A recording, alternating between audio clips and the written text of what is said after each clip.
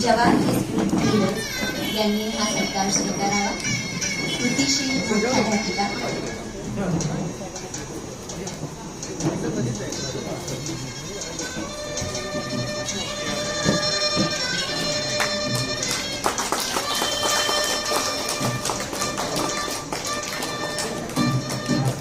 यानंतर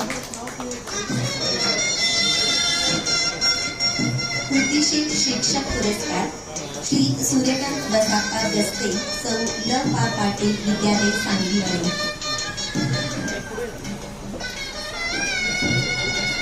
ग्रामीण विभाग याचे शिक्षक जे उपस्थित आहेत त्यांनी पुढे येऊन फेटा बांधून घ्यावे अशी मी त्यांना विनंती करते।